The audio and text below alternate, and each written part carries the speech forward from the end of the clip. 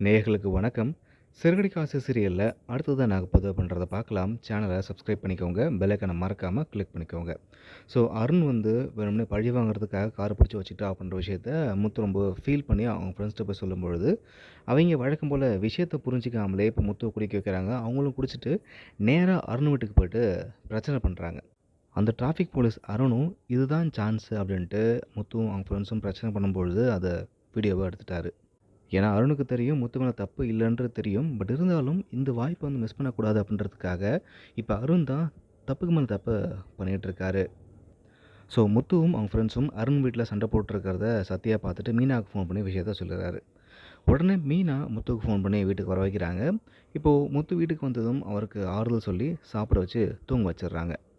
அடுத்த நாள் காலையில இப்போ முத்துவால வேலைக்கு போக முடியல. ஸோ என்ன பண்ணன்னு தெரியாம முத்து என்ன பண்றாரு அப்படின்னா, சரி வீட்டு வேலைய பார்க்கலாம் அப்படின்ட்டு வீட்ட வந்து பெருக்குறாரு.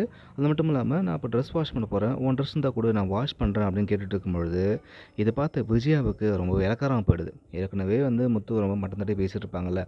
இப்போ இத பார்த்த விஜயா பார்த்தீங்கன்னா, முத்து ரொம்ப அவமானப்படுத்தி ரொம்ப மட்டமா வந்து பேசிட்டு இருக்காங்க. இதெல்லாம் கேட்ட மீனாவுக்கு ஒரு பக்கம் கஷ்டமா இருக்கு. ஸோ கோவம் அதிகமா வருது. வந்த கோவத்துக்கு பார்த்தீங்கன்னா, அந்த தொடப்பத்த புடுங்கி வீசி எறிகிறாங்க. இத பார்த்து விஜய் அப்படியே ஆடி போயிட்டாங்க அப்படின்னு தான் சொல்லணும். இப்ப மீனா முத்துவ அழைச்சிட்டு போயிட்டு சமாதானம் பண்றாங்க. "ஏன் இப்படிலாம் பண்றீங்க? லைசென்ஸ் கேன்சல் ஆயிடுச்சு அவ்வளோதானே.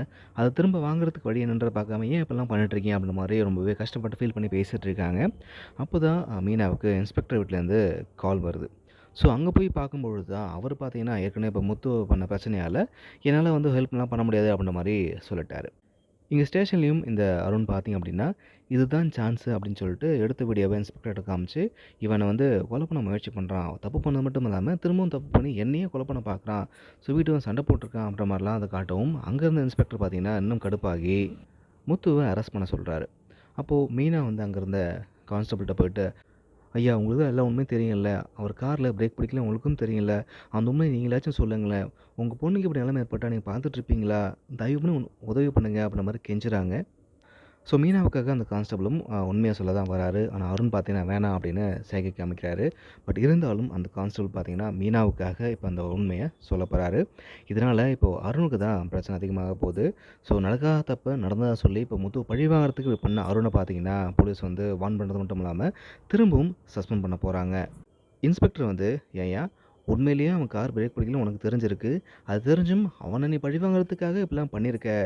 இந்த பிரச்சனைக்கெல்லாம் காரணமே நீ தான்" அப்படின்னு சத்தம் போட போறாரு.